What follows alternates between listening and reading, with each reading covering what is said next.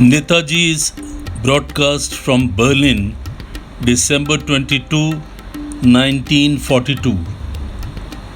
Anglo-American Imperialism. Excerpts. This is Subhash Chandra Bose speaking from Berlin.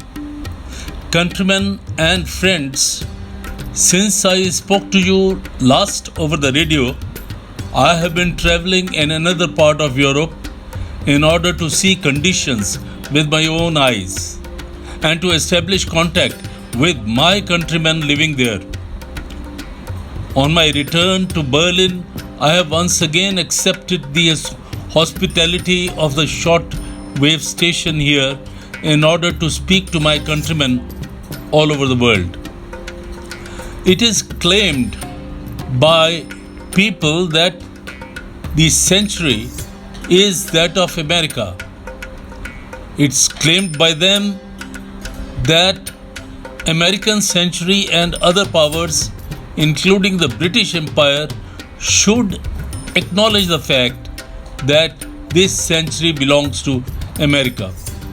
Strangely though, even the British politicians, a school of thought has already grown up, which openly declares that the Britain's place in American century is a subordinate one and that British Isles should accept the world hegemony of the United States as an indisputable fact, and it should be merely try to hold on together. The empire by some means will not work.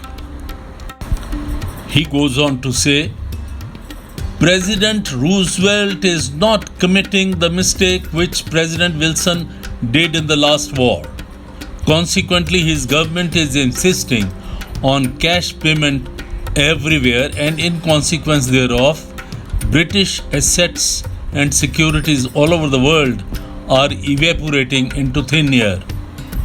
The United States government has been occupying military bases all over the world at the expense of the British and the French empires. And who would be so foolish as to think that it will voluntarily return these bases at the end of the war? American troops are now to be found all over the British Empire, including England and Northern Ireland and India. Everywhere within the empire, American troops are under their own command.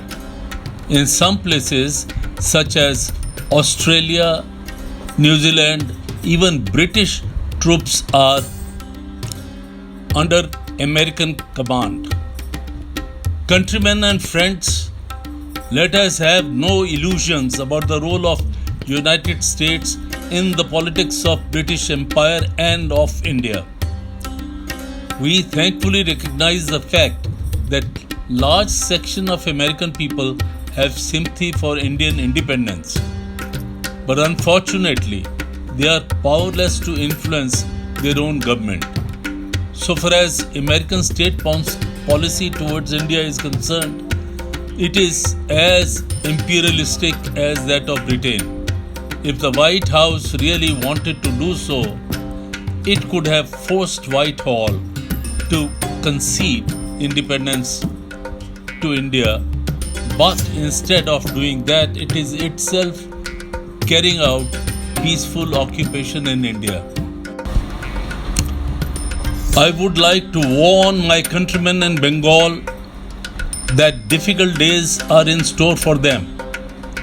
Much blood will flow in the eastern province, but our countrymen, there should be no fear for it. It is Bengal that opened the door of the British in India, and it is Bengal that should now show them the way out. In the past, the British used India as a base and used her resources for attacking and conquering Burma.